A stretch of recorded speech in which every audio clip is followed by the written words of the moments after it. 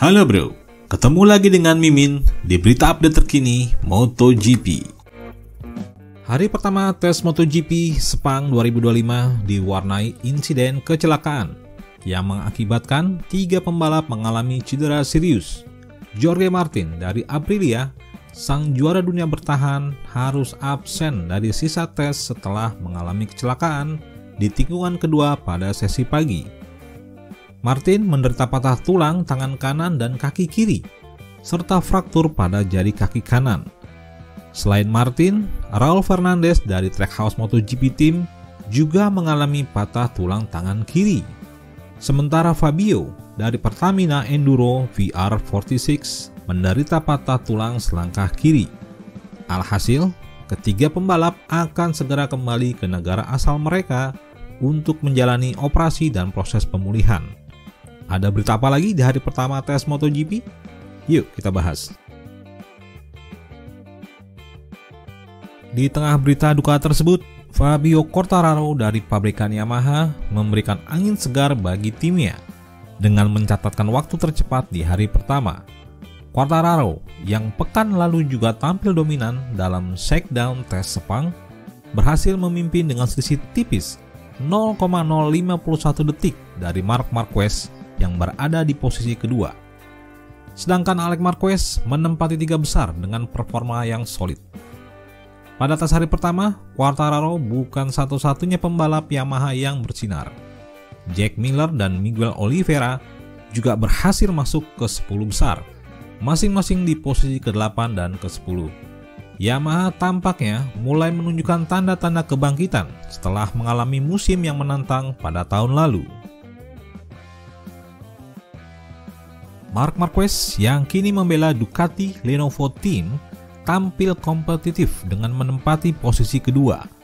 Sementara itu, Alex Marquez dan debutan Fermin Aldeguer berhasil menempati posisi ketiga dan keempat. Franco Morbidelli berada di posisi kelima, diikuti oleh Fabio di urutan ketujuh. Di kubu Honda, Joan Mir mencatatkan waktu terbaiknya di posisi ke-6, sementara Johan Zarco berada di posisi ke-9.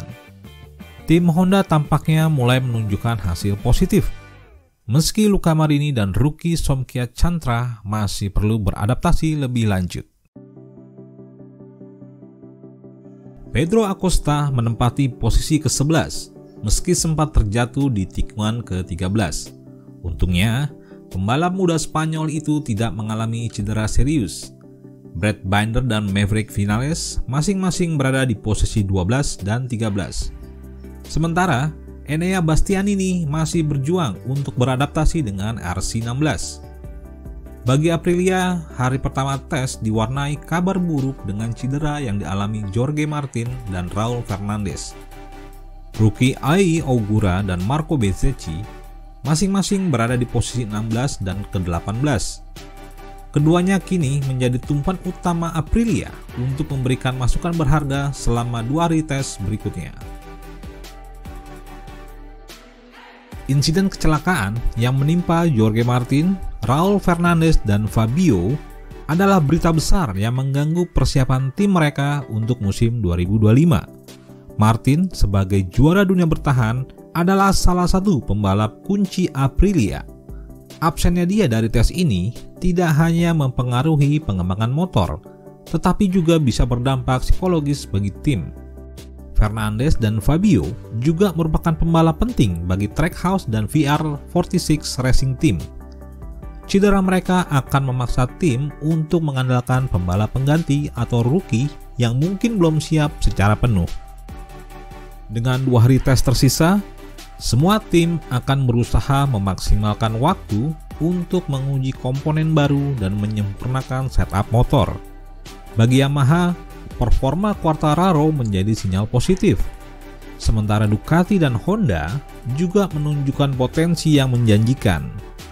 Namun bagi Aprilia dan KTM, tantangan masih besar, terutama dengan cedera yang dialami pembalap andalan mereka.